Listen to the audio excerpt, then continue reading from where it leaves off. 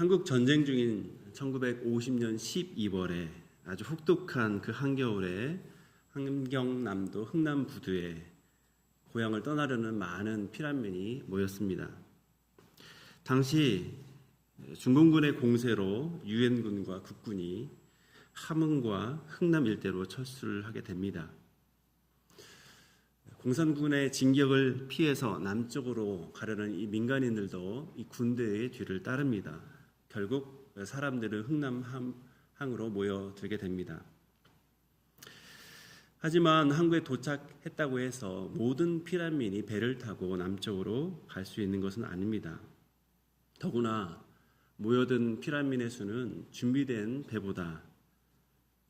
배가 감당할 수 있는 인원보다 훨씬 많은 수였습니다. 그때 민간 화물선 미국 배 한 척이 사람들을 태우기 시작합니다. 그 배는 메로디스 빅토리호입니다. 이 배는 원래 군수물자를 운반하던 미국 화물선이었습니다. 승객을 위한 시설은 12명밖에 태울 수 없는 그런 제한적인 배였습니다. 하지만 이 배 선장 라루 선장과 선원들은 화물칸을 그리고 갑판을 사람들 태워주기 위해서 내어놓습니다. 그 결과 얼마나 많은 사람들이 배에 탔을까요? 이 배에 1만 4천 명의 사람들이 타게 됩니다. 사람들이 발을 뻗고 앉아 있을 어떤 자리조차 부족하지요. 그리고 그 안에는 먹을 물도 음식도 없었습니다. 위기에 처한 사람을 돌볼 수 있는 의사도 없었지요. 배에 오른 피난민들은 자신들이 무사히 남쪽에 도착할 수 있다라는 것을 알고 있었을까요? 그때는 알지 못했습니다. 왜냐하면 바다에는 기뢰가 설치되어 있고 또 적의 공격 가능성도 있었기 때문입니다. 피난민들은 자신들 앞에 무엇이 놓여 있는지 전혀 알 수 없는 상황이었습니다. 그들은 그저 배에 타기를 갈망했을 뿐입니다. 하지만 이 피난민이 앞길을 알 수 없었다라는 것과 아무도 그들의 길을 준비하고 있지 않았다라는 것은 다릅니다. 사람들이 알지 못하는 곳에서 유엔군이 이 흥남항의 방어선을 지키고 있었습니다. 해군 함정들이 포격으로 배들의 철수를 엄호하고 있었습니다. 선원들은 이 피난민들을 남쪽으로 데려가기 위해서 그 배 안에서 분주하게 움직이고 있었던 것이죠. 피난민들은 자신들이 이런 보호를 받고 있다는 사실을 전혀 알지 못했습니다. 하지만 이미 그들이 배에 오르기 전 그리고 배에 오른 후에도 많은 사람들이 그들의 철수를 위해서 아주 힘쓰고 있었던 것이죠. 결국 이 배는 부산을 거쳐 거제에 도착을 합니다. 그때가 성탄절입니다. 항해하는 동안에 5명의 아이가 태어났다라고 합니다. 다행히도 죽은 사람이 아무도 없다라고 합니다. 우리는 우리에게 익숙한 삶의 터전을 떠나는 일에 대해서 두려움을 느낍니다. 더욱이 앞에 무엇이 기다리고 있는지도 모를 때 더욱 그렇지요. 하지만 우리는 기억을 해야 됩니다. 내가 앞길을 알지 못한다는 것과 아무도 그 길을 준비하고 있지 않다는 것은 전혀 다른 사실을 우리는 기억을 해야 되죠. 오늘 본문에서는 익숙한 삶의 터전을 떠나는 야곱 가족이 등장합니다. 여러분, 야곱은 20년 동안 밧단 아람에 정착해 살아온 사람입니다. 가족과 많은 가축을 이끌고 그는 가나안으로 가야 했습니다. 하지만 20년 동안 살아온 세월을 생각하면 그곳을 떠나기는 쉽지 않지요. 그때 하나님께서 말씀하십니다. 지금 일어나 이 땅을 떠나서 내 출생지로 돌아가라 라고 말씀하십니다. 오늘 우리는 일어나라, 떠나라, 돌아가라, 이 하나님의 이 명령이 야곱 가정 가운데서 어떻게 실행되는지를 우리가 살펴보려고 합니다. 그리고 무엇보다도 이 명령에 앞서 하나님께서 먼저 일하시고 있는 그 하나님의 실행의 모습도 우리가 살펴보도록 하려 합니다. 여러분, 야곱이 내가 이곳을 떠나야 할 때가 됐다라는 사실을 어떻게 감지하게 됐을까요? 그것은 바로 자신이 항상 대하던 사람들의 얼굴과 말로서입니다. 오늘 1절을 보면 야곱이 라반의 아들들의 하는 말을 듣습니다. 우리가 이전에 살펴본 내용처럼 이 6년이라는 짧은 세월 동안 야곱의 재산은 매우 크게 늘어나고 있습니다. 그러면 이를 바라보는 라반의 아들들의 시선은 긍정적이었을까요? 부정적이었을까요? 여러분 어떻게 생각합니까? 이들에게 야곱은 자신의 아버지의 재산을 빼앗아 부자가 된 사람으로 보이고 있습니다. 그래서 아버지의 재산이 줄어들수록 훗날 자신에게 돌아올 목도 줄어든다라고 생각했을 것입니다. 결국 야곱의 번영은 라반의 아들들의 번영을 위협하는 아주 중대한 일로 이들은 생각을 했던 것이죠. 그래서 1절에 보면 부정적인 말을 하고 있습니다. 2절에 보면 이 부정적으로 보는 사실이 라반의 얼굴에게도 확인이 됩니다. 2절에 보면 라반의 안색을 본즉 자기에게 대하여 전과 같지 않더라라고 말합니다. 여러분, 사람의 마음은 얼굴을 통해 드러날 때가 많이 있죠. 호의가 있을 때도 얼굴로 드러납니다. 하지만 그 호의가 사라졌을 때도 얼굴에서 먼저 느끼는 거죠. 지난 14년 동안 야곱은 라반에게 큰 재산을 안겨준 사람이었습니다. 그야말로 라반에게 야곱은 복동이었던 것이죠. 하지만 새로운 품삯 계약을 이제 14년이 지난 이후에 새로 체결을 합니다. 그런데 이후 상황이 많이 달라지는 거죠. 야곱은 계속해서 열심히 라반의 가축을 위해서 일을 하고 있습니다. 하지만 새로운 계약에 따라서 계속 늘어나는 양과 염소는 누구의 것이 됩니까? 야곱의 소유가 되는 것이죠. 라반에게 유익을 주던 야곱이 이제 라반이 아닌 야곱 자신의 유익을 위해서 살아가는 자로 지금 라반은 보고 있는 것이죠. 그러니까 이런 야곱을 보면 볼수록 아니 야곱이 열심히 일해서 내 재산을 불려왔는데 이제부터 야곱이 하는 것을 보니까 족족 자기의 재산을 빼앗아가는 것처럼 그는 보게 되는 거죠. 이전과 달라진 장인의 얼굴을 보면서 야곱은 이제는 떠나갈 때가 됐다라고 아마 생각했을 수도 있습니다. 그런데 가장 결정적인 계기는 하나님께서 야곱에게 말씀하신 것입니다. 그것이 3절입니다. 우리 같이 읽도록 하겠습니다. 여호와께서 야곱에게 이르시되 내 조상의 땅 내 족속에게로 돌아가라. 내가 너와 함께 있으리라 하신지라. 여러분, 이 말씀은 우리 PPT를 통해서 보여주시겠지만 20년 전에 베델에서 하나님께서 야곱에게 해주신 그 약속을 떠올리는 말씀입니다. 여러분, 뭐가 강조되어 있습니까? 너를 이끌어 이 땅으로 돌아오게 할지라. 하나님께서 야곱과 함께 해주시고 그를 지켜주시고 그를 이 이방 땅 밧단 아람에서 번성하게 해주신 목적은 그가 그곳에서 계속 영원히 살도록 함이 아닙니다. 베델에서 주신 약속 안에 너를 이끌어 이 땅으로 돌아오게 할지라 라고 하는 이 약속의 말씀이 있다는 것을 여러분 우리는 기억하셔야 됩니다.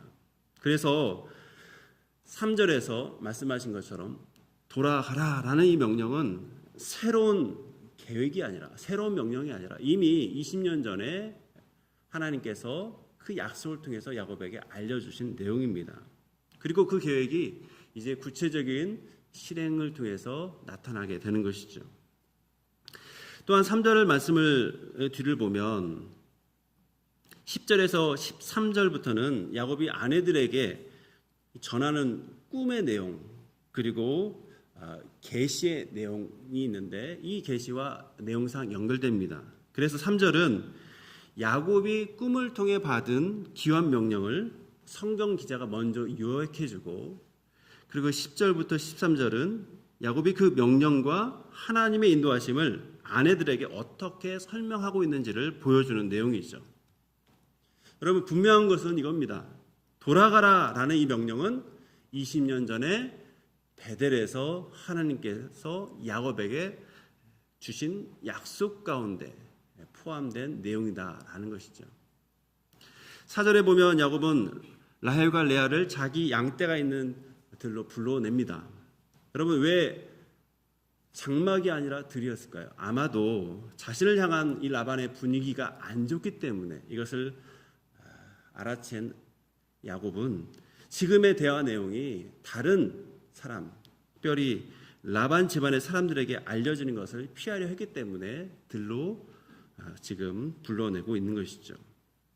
그런데 이제부터 하나님의 말씀을 받고 순종하기 위해서 행동하는 야곱의 태도를 눈여겨볼 필요가 있습니다. 여러분, 야곱은 아내들에게 하나님께서 내게 이렇게 말씀하셨어 라고 말하면서 그러니까 아무 말 말고 나 따라와 라고 말하지 않습니다. 일방적으로 통보하지 않지요. 야곱은 왜 지금 떠나야 되는지, 지난 세월 동안 우리가 어떤 일을 겪었는지, 그리고 지금 떠날 수 있는 확신의 근거가 무엇인지에 대해서 차근차근 아내들에게 설명하기 시작합니다. 그래서 5절은 왜 떠나야 되는지에 대해서 말하기 시작하죠. 그것은 우리가 앞에서 본 내용처럼 라반의 태도가 자신에 대해서 부정적인 태도를 갖기 시작했다라는 것이죠. 그리고 6절에서 9절을 통해서 야곱은 자신이 겪은 부당함, 라반을 통해서 겪은 부당함에 대해서 말을 합니다. 6절 맨 앞부분은 이렇게 말합니다. 그대들도 알거니와. 여러분, 야곱은 라헬과 레아를 자신이 경험한 그 부당한 그 모습을 지켜본 증인으로 세웁니다. 물론 오랜 노동을 지켜본 또 증인이기도 하지요. 라반의 태도가 달라진 것은 야곱이 그 전과 달리, 그 14년 동안 일했던 것과 달리 그 이후에 뭔가 게을러졌기 때문이 아니다라는 것을 말하고 있습니다. 야곱은 온 힘을 다해서 라반을 섬겼다라고 말하고 있습니다. 그런데 라반은 자신의 이익을 위해서 계속 품삯을 여러 번 바꿨다라고 말을 하고 있죠. 여기서 7절에 보면 10번이나 변경했다라고 말하는데 이것은 정확히 10차례를 바꿨다라는 의미가 아니라 라반이 얼마나 반복적으로 이 계약 조건을 바꿨는지에 대해서 그 사실을 강조하는 표현이죠. 그런데 야곱은 자신이 라반에게서 당한 부당함만 말하지 않습니다. 이 부당함을 얘기하면서 이렇게 얘기합니다. 하나님께서 그를 막으사 나를 해치지 못하게 하셨다. 여러분, 라반은 그 지역의 가장 영향력 있는 존재입니다. 그래서 그는 계약 조건을 바꿔도 주변 사람들이 뭐라고 하지 못했던 것 같습니다. 계약 조건을 바꿔서 야곱에게 손해를 끼치고 야곱의 마음을 상하게 할 수는 있지만 지금 하나님께서는 이 라반의 악이 야곱의 생명과 미래까지 완전히 무너뜨리는 그 지경에는 이르지 않도록 지금 그를 지키신 것이죠. 그래서 하나님이 그를 막으사 나를 해치지 못하게 하셨다라고 고백을 합니다. 5절 하반절도 보십시오. 그러할지라도 내 아버지 하나님은 나와 함께 계셨느니라. 여러분, 야곱을 보는 라반의 안색은 바뀝니다. 그전에는 내 복덩이 하면서 만날 때마다 웃고 아이고 너무 귀해 라고 칭찬하고 정말 환대의 마음을 한껏 표현했겠지만 이제 14년 그 이후로 야곱이 제안한 새로운 계약 체결 이후 라반의 재산이 줄어드는 것, 아니 야곱의 재산이 불어나는 것을 보면서 그의 안색이 달라지고 있는 것이죠. 하지만 야곱과 함께 하시기로 약속하신 그 하나님은 결코 달라지지 않습니다. 여전히 함께 하시는 그 하나님을 지금 고백을 하고 있는 거죠. 이렇게 5절에서 야곱은 하나님께서 나와 함께 하셨다라고 고백합니다. 7절에서도 하나님께서 라반을 막으셨다라고 고백합니다. 결국 야곱은 자신의 보호와 자신의 번성의 이유를 하나님의 함께하심과 보호하심에 찾고 있는 것이죠. 그런데 놀랍게도 이 7절에서 고백한 이 하나님의 보호는 오늘 설교 후반부에 라반의 입을 통해서도 등장합니다. 8절에서 9절 보면 야곱은 계속해서 자신이 받은 이 품삯에 대해서 설명을 합니다. 라반은 품삯의 조건을 바꾸면 야곱의 몫을 줄일 수 있다라고 생각을 했던 것 같습니다. 그런데 잘 보십시오. 이 8절 9절에 보면 조건을 바꿀 때마다 오히려 하나님께서 야곱의 몫을 지켜주시는 그런 모습을 지금 야곱은 아내들에게 설명을 하고 있습니다. 라반은 계약 조건을 여러 번 바꿨지만 그러나 하나님의 복은, 하나님의 돌보심은 여전히 야곱에게 있었던 것을 우리는 볼 수가 있는 것이죠. 이어 야곱은 10절에서 11절 통해서 자신이 꾼 꿈에 대해서 이제 아내들에게 이야기합니다. 그것이 10절, 11절인데 야곱은 이 양떼를 돌보는 중에 하나님께서 꿈으로 나타나신 것을 말합니다. 꿈속에서 야곱은 양떼와 교미하는 순양들이 모두 얼룩무늬 있는 것, 그리고 점 있는 것, 아롱진 것. 여기서 아롱진 것은 얼룩말처럼 띠 모양을 얘기합니다. 그 아롱진 그 순양들인 것을 보게 됩니다. 그리고 이 꿈을 통해서 하나님께서는 야곱의 가축이 번성한 이유가 하나님의 그 배후에 손이 있었다는 것을 알게 하는 거죠. 그래서 12절을 우리 한번 같이 읽도록 하겠습니다. 이르시되 내 눈을 들어보라. 양떼를 탄 순양은 다 얼룩무늬 있는 것, 점 있는 것과 아롱진 것이라.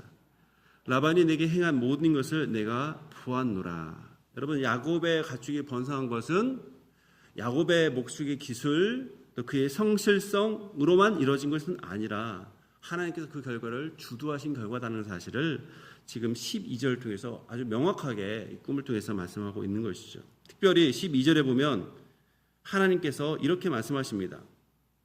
라반이 내게 행한 모든 것을, 야곱에게 행한 모든 것을 내가 봤다라고 말합니다. 여러분, 20년 동안 야곱은 때로는 7년을 며칠처럼 그가 사랑하는 사람을 연모했기 때문에 보냅니다. 하지만 그 7년 이후로는 라반의 속임을 통해서 참으로 힘들게 살아간 때도 있습니다. 더구나 14년이 지난 이후에 그에게는 아무것도 남은 것이 없다라는 그런 생각을 하게 됩니다. 너무나 억울하죠. 그런데 이 억울함에 대해서 그 누구도 그래, 억울해, 당신은 억울해 라고 공감하지 못했던 그런 삶을 살아갔던 것 같습니다. 물론 겉으로는 그걸 다 알지만 결국 아무도 그 자기 상황을 잘 이해해 줄 수 있는 그런 사람이 없기 때문인 것이죠. 그러나 하나님께서는 이 모든 것을 보셨다라고 말씀하십니다. 여러분, 하나님의 보심은, 말씀하심은 독특합니다. 그래서 어떤 신학자는 하나님의 지각동사는 행동동사다라고 말하기도 합니다. 하나님이 보시면 가만히 보시는 것에 그치지 않고 움직이신다라고 하는 것이죠. 하나님께서 말씀하시면 그 말씀은 존재하게 된다. 그래서 하나님의 말씀은 곧 지각동사는 행동도사다라고 그렇게 표현하기도 하죠. 여러분, 하나님은 모든 것을 보고 계셨던 것이죠. 그래서 야곱의 그 불의함, 야곱의 그 안타까운 일을 외면하지 않고 지금 판단하시고 마침내 개입하시겠다라는 그런 뜻으로 하나님이 보셨다라고 말씀하고 있는 것이죠. 13절에 보면 이렇게 말씀하십니다. 나는 베델의 하나님이라. 베델에서 야곱에게 나타났던 그 하나님, 언약하셨던 그 하나님이라는 것을 지금 말씀하고 있는 것이죠.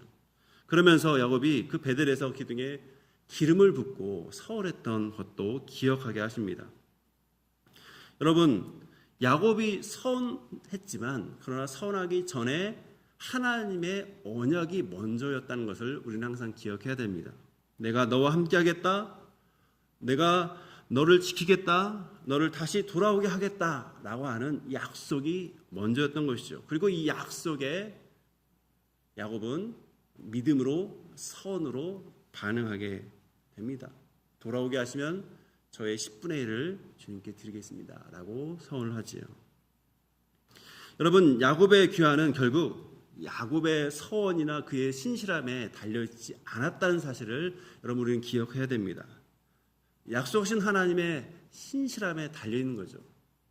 여러분, 그렇다고 서원을 할 때 뭐 가볍게 해야 된다, 가볍게 생각할 수 있다라고 생각하면 안 됩니다. 서원할 때는 항상 신중해야 되죠. 그래서 그 말을 지켜야 합니다. 하지만 만약 모든 것이 사람의 어떤 서원이나 신실함에 달려있다면 사실 그 결과는 너무나 불확실할 것이죠. 반면 하나님의 변하지 않는 신실하신 약속에 달려있다면 그 결과는 마침내 이루어진다는 것을 여러분 분명하게 기억하셔야 됩니다. 여러분의 우리의 구원이 어떻습니까? 하나님으로부터 받는 구원이 어떻습니까?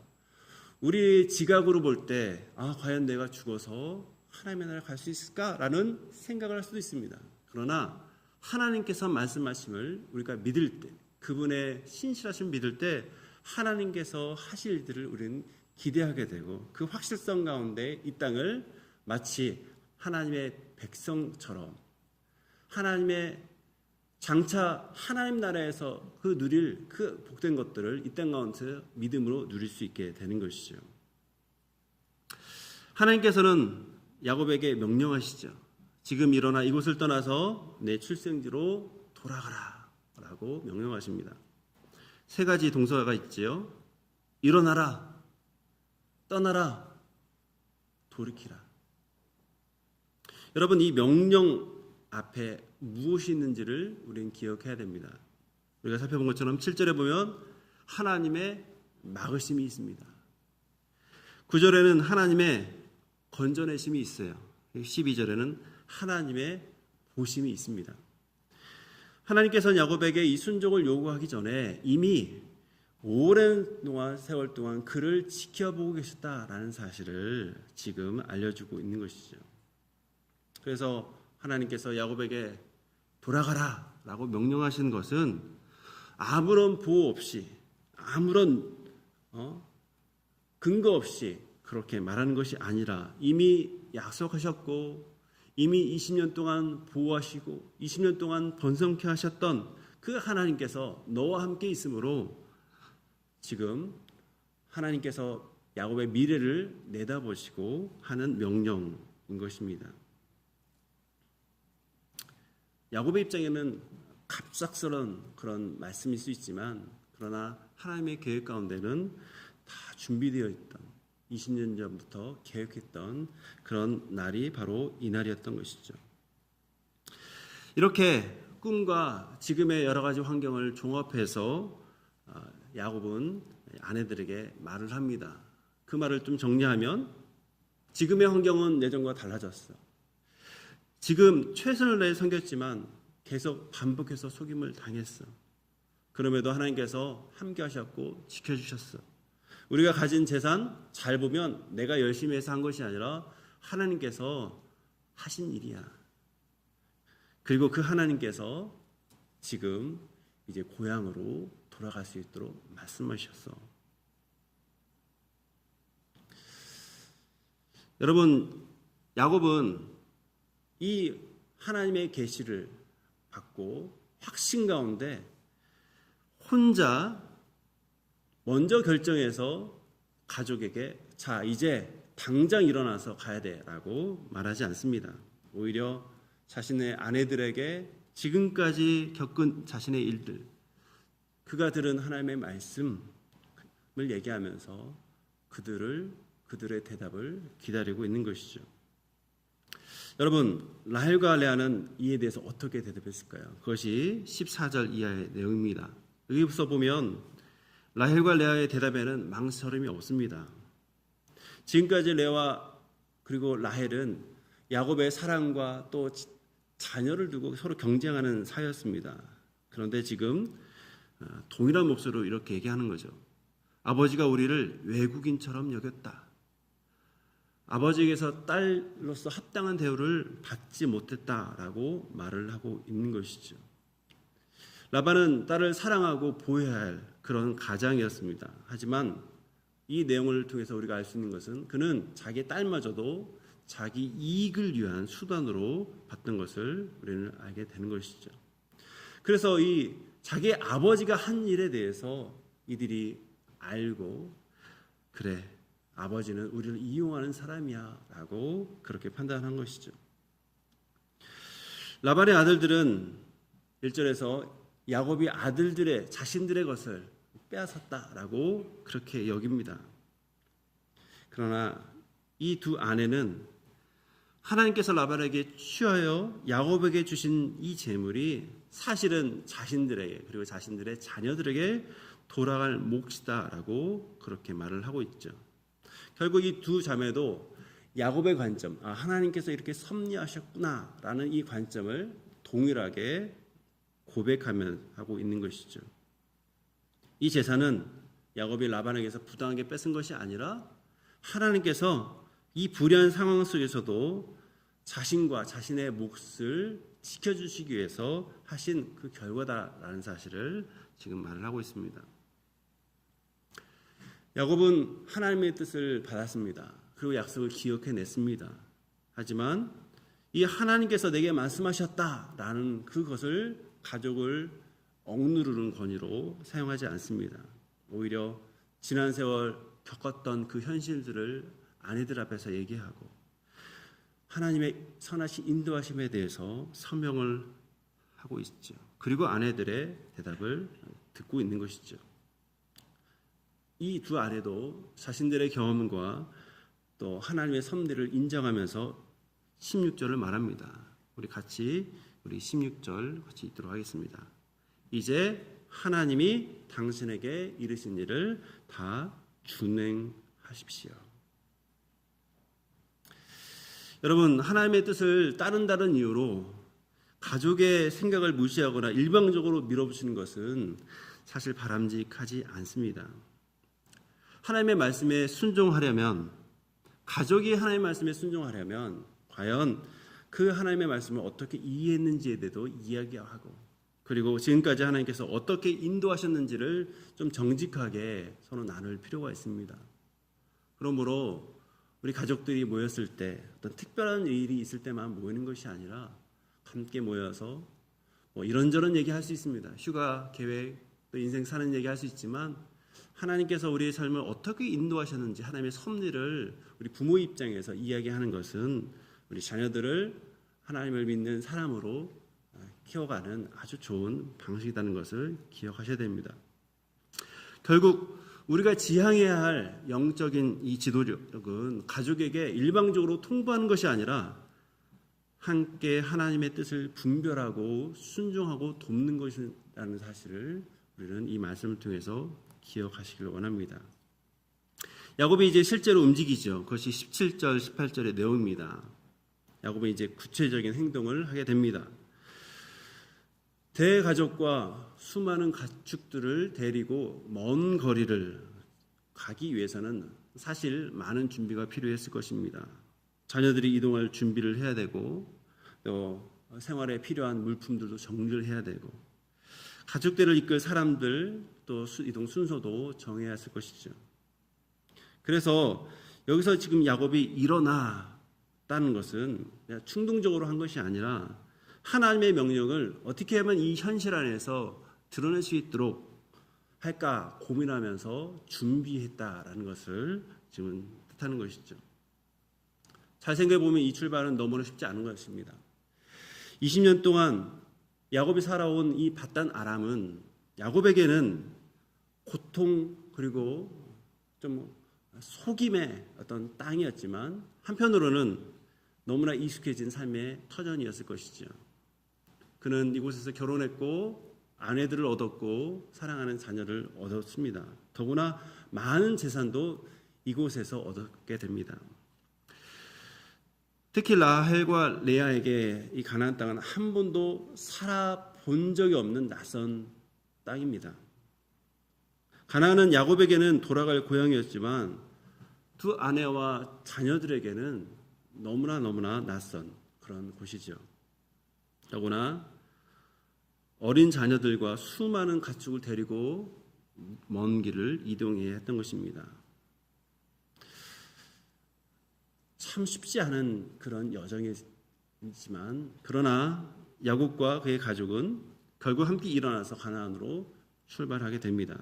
그런데 오늘 본문에 보면 야곱의 입장에서는 전혀 알지 못하는 한 가지 사실을 기록을 합니다. 그것은 뭐냐면 라헬이 아버지의 드라빔을 훔친 것이죠. 이 문제는 우리가 다음 주 설교에 우리 다루도록 하겠습니다. 이제 20절, 21절에 보면 야곱이 라반에게 알리지 않고 몰래 떠났던 사실을 알리고 있습니다. 그런데 왜 그렇게 떠났을까에 대한 이유는 31절에 밝혀집니다.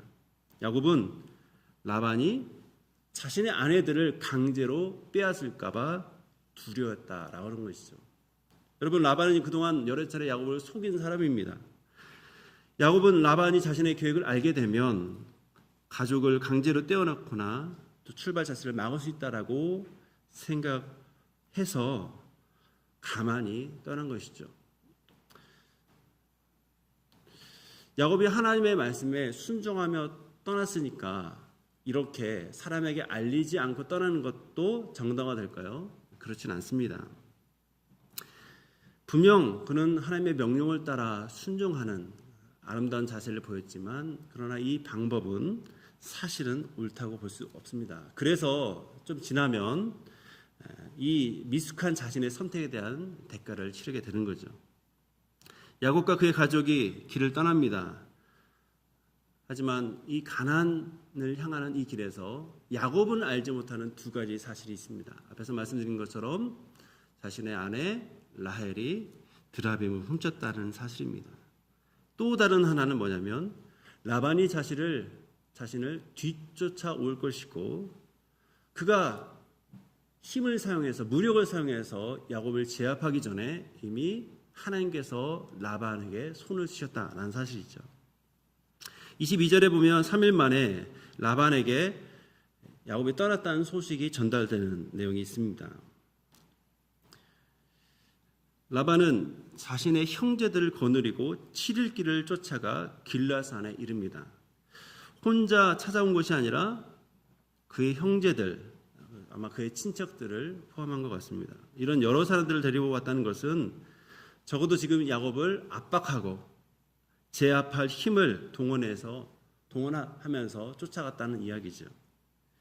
야곱은 지금 어린 자녀들과 아내들과 많은 가축들과 소유들을 가지고 지금 이동하고 있습니다. 빠르게 움직이기 어려운 상태이죠. 그래서 결국 라반은 야곱을 따라잡습니다. 그런데 이 라반이 야곱에게 무력을 행사하기 이전에 하나님께서 개입하십니다. 그것이 24절입니다. 우리 같이 읽도록 하겠습니다. 밤에 하나님이 아람 사람 라반에게 현봉하여 이르시되 너는 삼가 야곱에게 선악간에 말하지 말라 하셨더라. 여러분, 선악간에 말하지 말라라고 하는 것은 라반에게 아무 말도 하지 말라는 얘기가 아니라 좋게 회의하든 나쁘게 위협하든 야곱의 귀환을 막거나 그를 되돌릴 생각을 하지 말라라는 경고인 것이죠. 지금 라반에게 하나님께서 꿈속에 나타나셔서 아마 두려움 가운데 두렵게 하는 그 꿈 가운데 라반에게 나타나셔서 지금 이렇게 말씀하신 것이죠. 이렇게 하나님께서는 야곱의 안전을 주도하고 계신 것이죠. 야곱이 알지 못하는 그때 하나님께서 이미 야곱의 안전을 위해서 지금도 일하고 있는 모습을 우리는 볼 수 있습니다. 다음 날 라반이 야곱을 만납니다. 그러면서 말을 하지요. 26절입니다. 라반은 야곱이 자기의 딸들을 전쟁 포로처럼 강제로 끌고 왔다라고 말합니다. 하지만 우리가 앞에서 살펴본 것처럼 라헬과 레아는 강제로 끌려온 것이 아니죠. 이들은 야곱의 설명을 충분히 듣고 자신들의 지난 날 가운데 하나님께서 역사하신 것을 듣고서 이제 동의한 채 떠난 것이죠. 하지만 라반은 이 딸들의 의사를 전혀 모릅니다.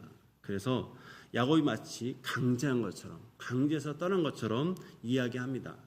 이 말은 라반의 입장에서 볼 때 야곱이 자신의 고향으로 갈 거라는 생각을 할 수도 있지만 어떻게 자신의 딸까지 데리고 가겠느냐라는 생각을 했던 것 같습니다. 왜냐하면 딸은 태어나면서부터 이곳에서 태어났고 그동안 살아왔고 이곳에 익숙한 사람들입니다. 혼자 떠나는 것은 가능할 수 있지만 많은 사람들, 더구나 아이도 많은데 재산도 많이 있는데 그 재산을 다 가지고 이동한다는 것은 쉽지 않았기 때문에 지금 야곱이 그 자신의 두 딸마저 데려간다는 것은 이거는 분명히 폭력을 사용한 것이다 라고 생각했던 것이죠.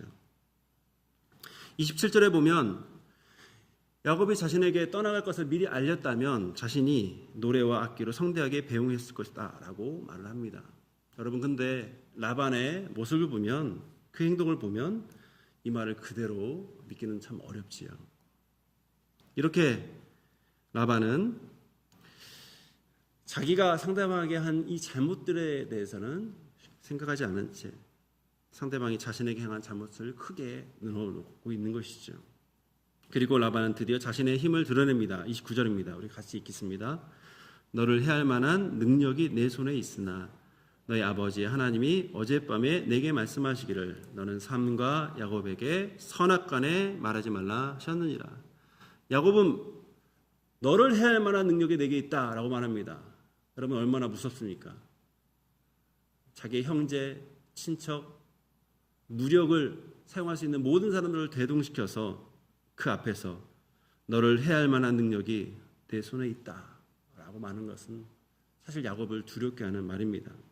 하지만 중요한 것은 하나님이 지난밤에 내게 말씀하셨다.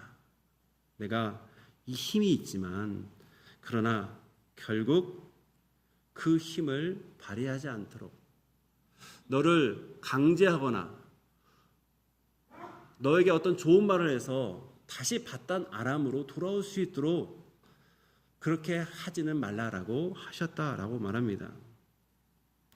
라반의 손에 힘이 있지만 그 힘을 발휘할지 말지의 여부는 하나님의 주권에 있다는 사실을 또한 이 내용을 통해서 우리가 알 수 있죠.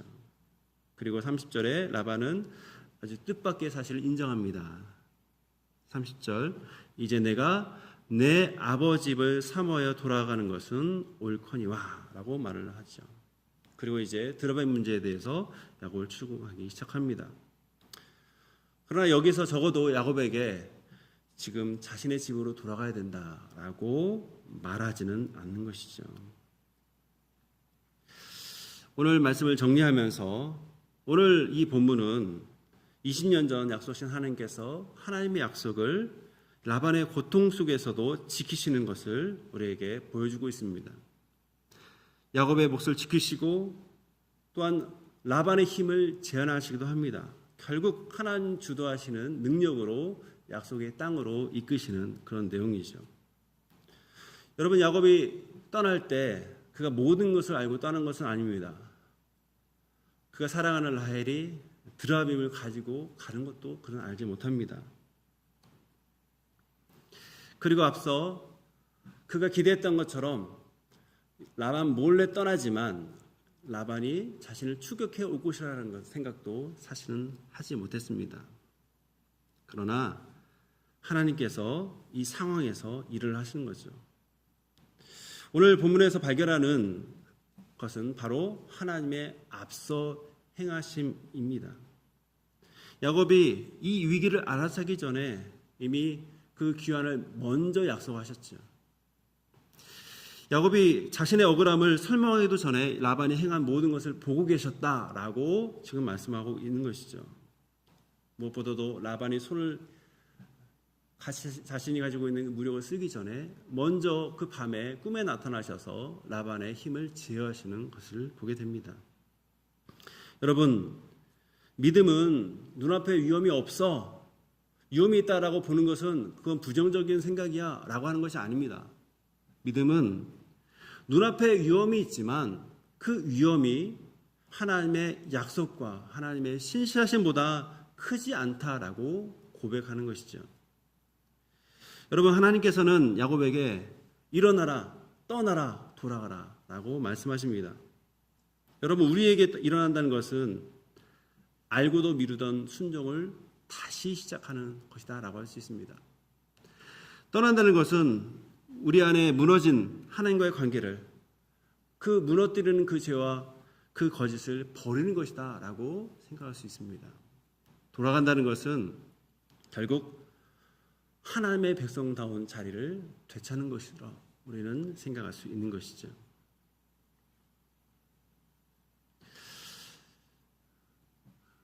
오늘 말씀, 특별히 야곱의 아내를 설득하는 과정을 통해서 우리가 배울 수 있는 교훈은 매우 중요한 결정을 할 때 자신의 확신만으로 밀어붙이지 않는다라고 하는 것이죠. 특별히 하나님께서 지금까지 우리 가족을 어떻게 인도하셨는지, 가족과 또 공동체 안에서 이걸 정직하게 나누는 것이 필요합니다. 하나님의 말씀을 따라서 그것을 분별하는 시간이 필요합니다. 그리고 이 분별을 하기 위해서는 다른 사람, 특별히 하나님을 두려워하지 않는 사람이 여러분의 삶의 방향을 결정하지 않도록 여러분들이 주도권을 그에게 내주지 않도록 하는 것이 중요합니다. 우리는 주일 오후에 주일 식사하고 사람들과 함께 모여서 말씀을 나누고 기도 제목을 나눕니다. 여러분, 그때 하나님의 말씀을 같이 나눠야 되는 거죠. 지금까지 신실하게 인도하신 그 하나님에 대해서도 고백을 해야 됩니다. 그리고 자신의 문제, 지금 이런 상황이 있는데 이런 상황에 대해서 기도를 부탁하면서 그 혹시나 말씀대로 신실하게 먼저 살아온 동료들에게, 신앙의 동지들에게 하나님의 기뻐하신 삶에 대해서 좀 알려달라고 서로 물어보고 듣고 함께 기도하는 시간도 가져야 되는 거죠. 그것이 우리를 대그룹뿐만 아니라 소그룹으로 인도하시는 그 소그룹의 유익이라는 것을 여러분 기억하셨으면 좋겠습니다. 무엇보다도 우리보다 먼저 앞서시고 우리가 보지 못하는 그 시간에 앞서서 먼저 일하시는 그 하나님을 신뢰하는 주님의 사람 되기를 바랍니다. 오늘 말씀은 기억하면서 우리 한번 기도하겠습니다.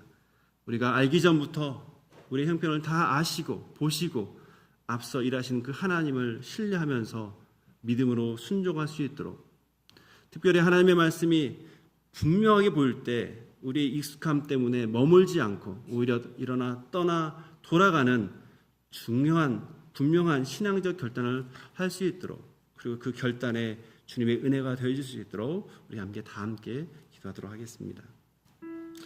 하나님 아버지, 주님, 우리 형편을 보고 계시고 우리가 움직이기 전에 우리 모든 것을 다 아시는 그 하나님께 기도합니다. 주님이 우리보다 앞서서 우리 인생을 인도하시는 분이십니다. 우리의 생각으로, 우리의 환경으로 우리 자신을 제한할 때 우리보다 더 앞장서서 계시는 그 주님을 혹시 제한하는 죄를 범하지 않도록 도와주옵소서. 눈앞의 환경과 또 사람과의 관계 속에서 두려움 가운데만 있지 않도록 하여 주시고, 우리를 붙잡으시고 이끄시는, 우리보다 앞서 일하시는 그 하나님을 신뢰하는 주님의 사람 될 수 있도록 좀 도와주옵소서. 우리 안에 떠나야 될 죄가 있습니까? 거짓된 모습이 있습니까?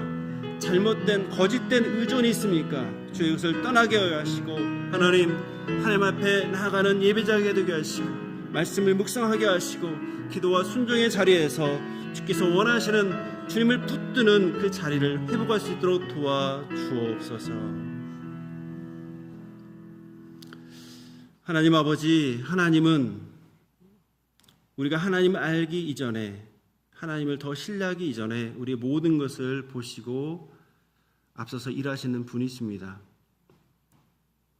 우리가 주님 앞에 서원하고 또 신실하게 살아가는 것 이전에 우리보다 앞서 일하셔서 우리의 위험을 다 제거하시는 선하신 분이십니다.